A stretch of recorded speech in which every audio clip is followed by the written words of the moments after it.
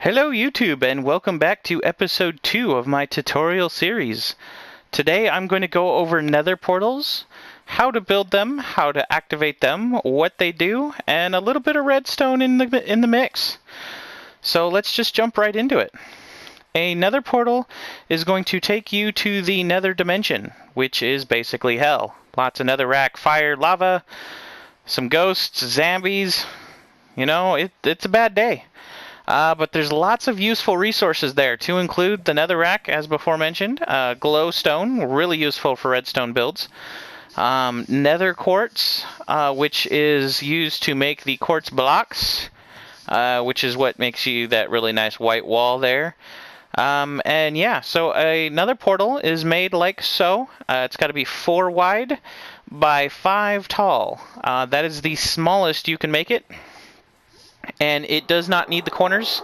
As you can see here, you can make the portal without the corners. And then you just take a flint and steel made with a piece of iron and a flint, and you just light it on fire, and there you go.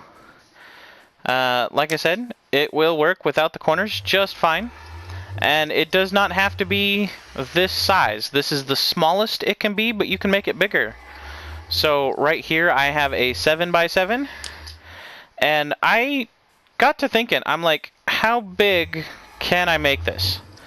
So after tedious testing, I have determined that 23 by 23 is the largest portal that will light. Any bigger and it just won't light anymore. Now, you cannot do shapes yet on console. I am on the PS4 right now. PC will let you do shapes. So if you wanted to do like a cross or a circle or something like that, as long as it was bigger than these dimensions, you could do it. But the console has not, updated that far yet. And traditionally, the only way to turn these off is to break part of the portal or dump some water in them. And so that's where the redstone bit comes in. So if we come back here, you'll see the standard size right here. And you'll notice these 2 dispensers. One of them has your flint and steel, and the other has a water bucket. So what this is going to do is when I flick this lever, it's going to turn the portal on with the flint and steel, like so. And then when you flick this lever off, it's going to use the water bucket, like so, to turn it off. Now, I'm not going to do a step-by-step build, because that's all there is. You can see everything. There's no like complicated lines, no big old dimensional builds. It's literally just one block. It fits neatly behind your portal. So, this could go pretty much anywhere. And you also don't even have to have it extended. I mean, if you wanted, you can move this lever to right there, right? Yeah. No, right here. It would have to go up here. You can move the lever up to this corner, and then the entire thing would literally fit right behind your portal. You would never need to worry about this being too complicated. But basically, you have your 2 dispensers right here. You are going to need a sticky piston on top with a cauldron full of water and a comparator here. Now, what this comparator does is it is recognizing the contents of this container. So, the cauldron being the container and the water being something in it, something in that container will operate the comparator, which activates this piston. So what's happening when it turns on, you flick it on, this torch comes on, which powers this piston, which shoves this redstone block down.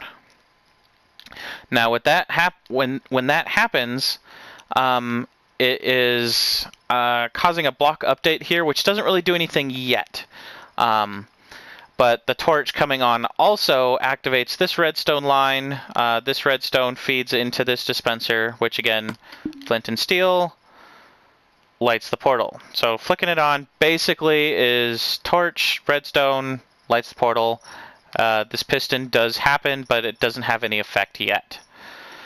So when you turn it off, what's going to happen is this is going to retract, which causes that update I was talking about before, which causes this to pulse, which causes this piston to shove that up. So when this redstone block here gets shoved up to here, this activates, which spawns the water and breaks the portal. Now, because this redstone was on, it had this sticky piston powered, and this was pushed up. So I'll show that again. When the portal is lit, this cauldron is pushed up. So when it's turned off, the cauldron gets pulled back down. And so what happens is this gets power, which powers the piston and shoves that back down. So what happens is this shoves it up so that this block powers that dispenser to dispense the water and break the portal. But then a couple of ticks later, this drops. I actually think it's a tick and a half later. This drops, which gives this power, which powers this piston. So it shoves it back down. So basically what's happening is this block goes up, click, you have water, this comes right back down, click, the water's off. And so you'll see that that water pulse here. So you turn it on, flint and steel, turn it off, you see how the water just pulsed in and out. That's from the double block. It gets pushed up and then it gets pushed right back down, activating it.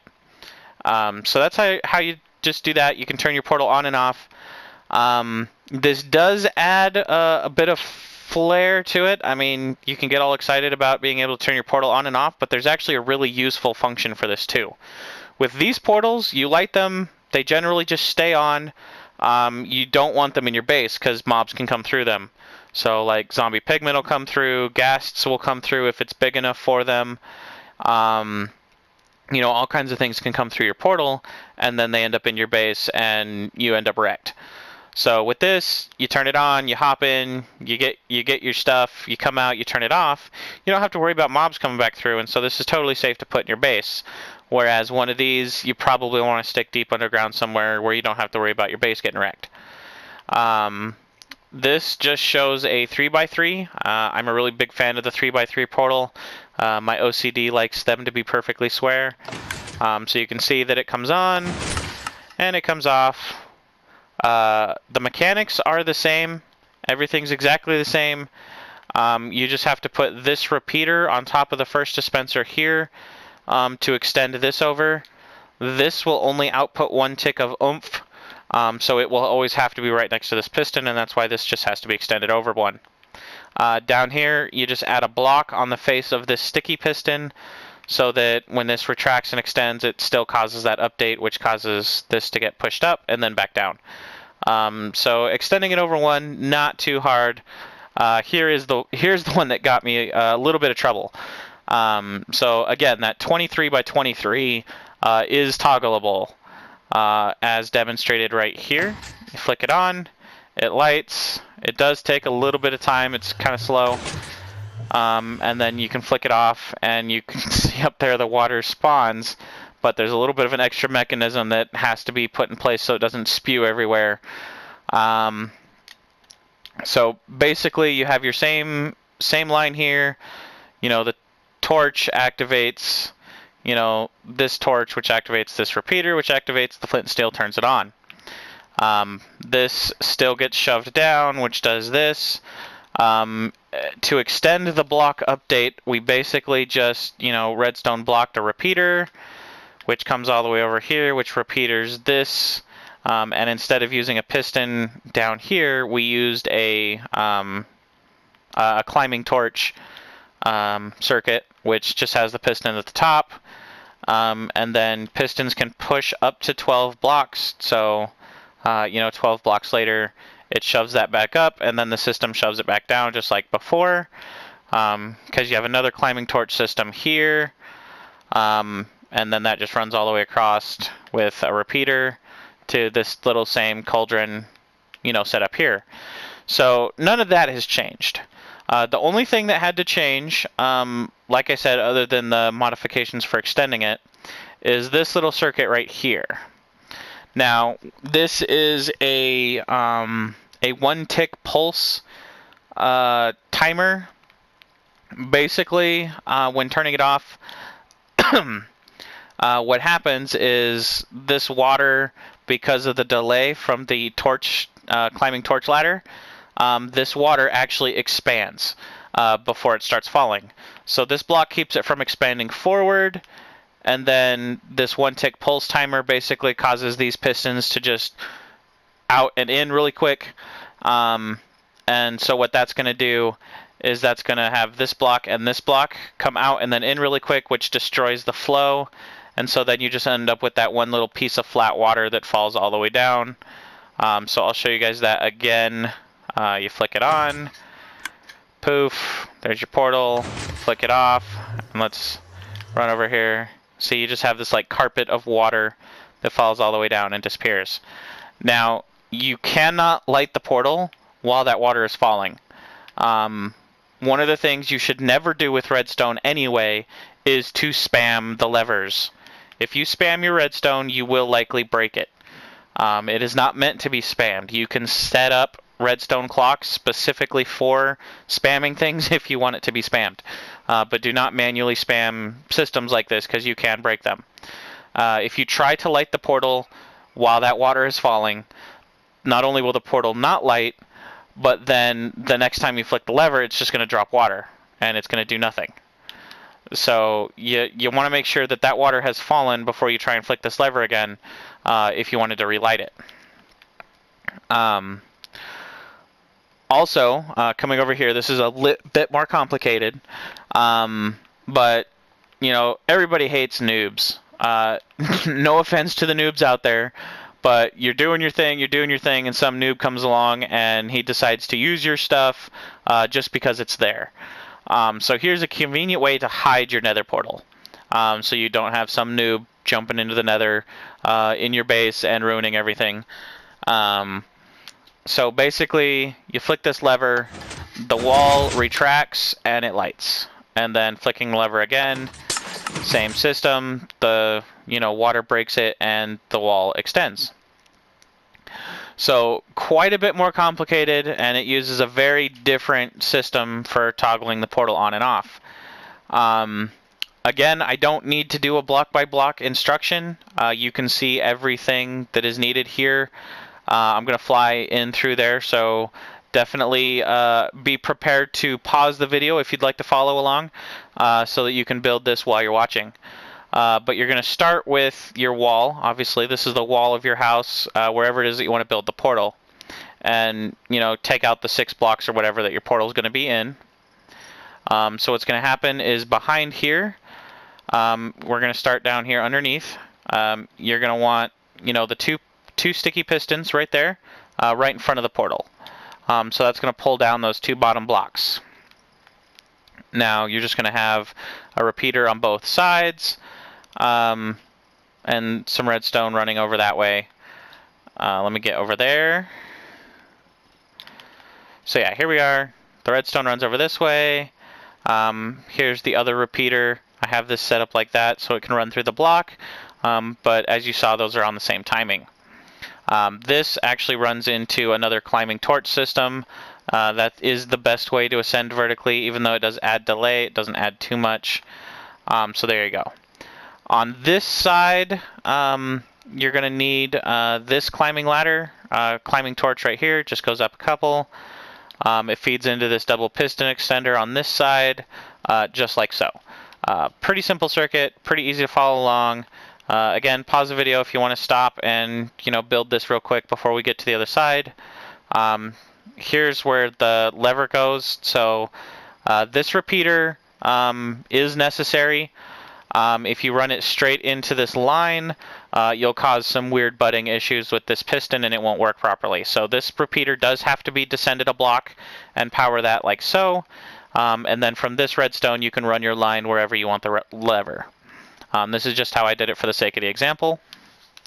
This is a sticky piston right here with that block on top of it, which causes a monostable circuit, which is what will power this repeater on and off as it gets flicked.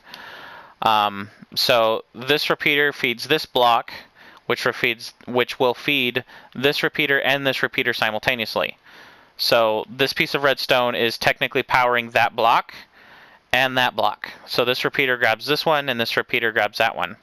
and that's what creates your double pulse for the water. So I have the water on this side this time. So basically, this one triggers it to drop the water. This one's delayed. See, this one has no delay. This one has delay. So this one goes off, triggers the water. This one delayed, goes off, has it pick the water back up. So again, there's that same redstone circuit that was under there. And so that's how you put the portal out, and how you do this side of the double piston extender for the wall. Basically, what this does is it just shoves the blocks through there so that you can hide it. These are all sticky pistons, so you need 4 of them here, and then 4 of them on their face, and then the 4 blocks on the face of those. So let me show you how that works. These get retracted, so there's the blocks, there's the stickies, there's the other stickies. And then again, it just gets pushed back out. Pretty easy to do there. And then we have this side. This is the lighting the portal side. So again, you have the ladder here. This side does have to be done a little bit differently, again, to avoid some butting issues with the pistons and this torch. But same kind of a concept. You have your double piston extender.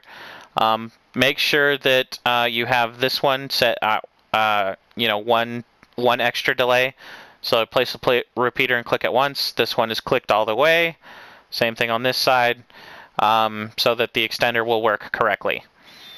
Then you just have these 2 repeaters here. Again, this one is clicked back to.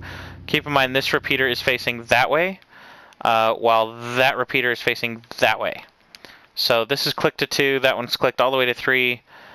So basically what happens is when this system shuts off from you turning the portal on, this cycles through there, it causes that to go up, but it also triggers the lighting mechanism, and that's why that one's on the extra delay. And there you have it. That's really all there is to this one.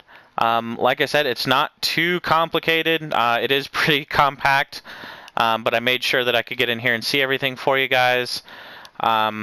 Like I said, go back, pause the video if you need to build it. It's not too complicated to understand. If you've seen my redstone basics tutorial, because this is really just using all of the basics. Anyway, with that, I wanted to show you guys the bigger one. Again, the 3x3, the system is done a little bit differently. Again, some things were inverted because the 3x3 needed a triple wide piston extender. So it is a little bit more complicated, but again, you can see everything from the outside. Pause the video if you need to build this one. But basically, the double piston extender has been simplified to just this right here. So on this side, you have this being butted to do a monostable. This is, again, the cauldron trick with the comparator. Under here, you have the repeaters that are affecting the bottom pistons. You have your water mechanism here again, and then the lighting mechanism here. So basically, this here comparator and then this here comparator are both utilizing this water source cauldron. So when it's up, it triggers the water. When it goes down, it triggers that, which eventually triggers the light. So you also have this thing. So when I turn this off, obviously both of these pistons drop. This piston will power that repeater, which does the first tick for the water. That one does the second tick for the water, so there's the double pulse. Make sure you have a slab here. You do not want a full block, unless you're using glowstone. You can put glowstone here. But you need a slab or glowstone to create a splitter, or else the solid block right here will cut off that redstone and it won't work properly. Again, slab right here to avoid that piston from getting improperly bud switched. And so you're going to have this repeater just feed that side, and then these repeaters feed this side. So again, pause the video wherever you think you need to play along. Like I said, there's a huge empty chunk in here. I'm probably sure I can compact like this whole line right here into that space, but I didn't feel like taking the time. So there's that. Again, pretty simple to understand. I am going to go ahead and break this because there is that redstone torch under there that you need to make sure you get. And to show you where that is out here, that is just going to be under this block right there. Or no, sorry, that block. It's underneath the piston block. Because that's what is actually powering this block right here, which powers that piston. As you saw, it retracted. And then this piston is Bud activating the circuit that is right. Yeah, it's Bud activating that circuit. Okay.